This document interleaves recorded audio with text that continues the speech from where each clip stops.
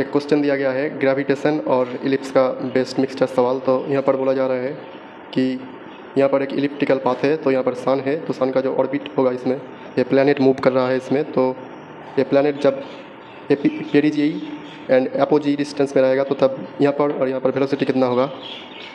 तो अब देखो यहाँ पर क्या है ना कि ये जो अगर तुम क्लास 9-10 में पढ़े हुए हो जियोग्राफी, तो इसमें तुम्हें पता होगा कि अपोजिट डिस्टेंस होता है वो सन से जो मैक्सिमम डिस्टेंस होता है प्लेनेट का वो है ये वाला BD, और पेरिजी डिस्टेंस जो होता है वो होता है स्मॉल डिस्टेंस जो होता है सन से प्लेनेट का वो है AB।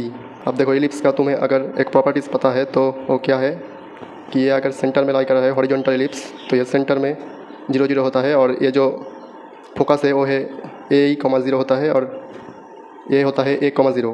E होता है इसका इसेंट्रिसिटी। अब इस तरफ पे नेगेटिव पे आएगा -AE, 0। ऐसे ही ये वाला -A, 0। अब यहाँ पर अगर लेट कर लेता हूँ मैं कि ये प्लेनेट का जो वेलोसिटी है वो है VP, और यहाँ पर जो वेलोसिटी है वो है V है।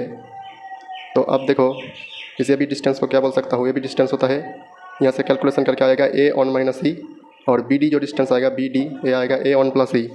अब मैं लेट करता हूँ सन का जो मास है वो है M, और प्लेनेट का मास है m। अब कंजर्वेशन ऑफ एंगुलर मोमेंटम से क्या बोल सकते हो, IA, यहाँ पर जो मोमेंट ऑफ इनर्शिया और एंगुलर वेलोसिटी होगा जो मल्टीप्लिकेशन होगा वही इक्वल्स टू होगा ये D वाले पॉइंट पे यहाँ पर moment of inertia into angular velocity. अब देखो ये मोमेंट ऑफ इनर्शिया है ना, ये होता है mr², तो इसका जो मास है वो है m, और डिस्टेंस कितना आएगा रेडियस का AB।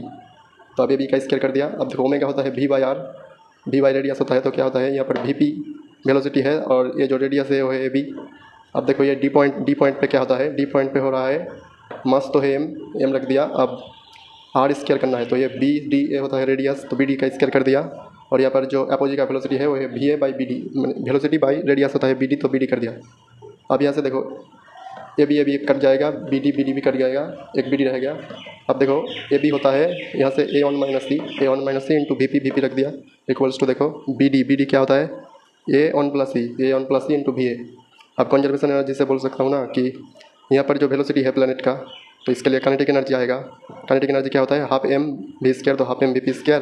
अब यहाँ पर पोटेंशियल एनर्जी क्या होगा -G, पोटेंशियल एनर्जी क्या होता है -Gm(m)/r, तो -Gm सन का मास M इन बाई क्या होता है रेडियस AB, रेडियस AB क्या होता है AB रख दिया। अब 12mv², अब यहाँ पर जो एनर्जी होगा वो क्या होगा, देखो काइनेटिक एनर्जी आएगा 12mv² माइनस पोटेंशियल एनर्जी क्या होगा माइनस में आता है, तो -G सन का मास M इंटू m कर दिया है प्लेनेट का मास बाई रेडियस क्या होगा BD डिस्टेंस।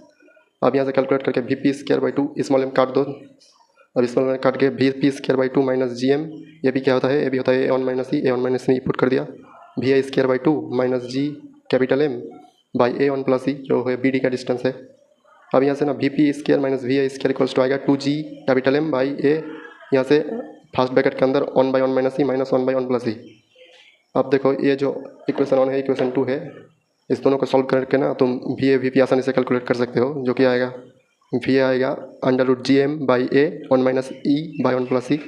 यहाँ पर देखो नेगेटिव है, यहाँ पर जो पॉइंट है यहाँ पर वेलोसिटी इस स्मॉल रहेगा, किस लिए, क्योंकि यहाँ पर जो डिस्टेंस है वो ज़्यादा है, तो एंगुलर मोमेंटम कंजर्व करने के लिए यहाँ पर वेलोसिटी स्मॉल रहेगा, और यहाँ पर जो वेलोसिटी आएगा वो ज़्यादा आएगा, इसलिए यहाँ पर प्लस है 1+E।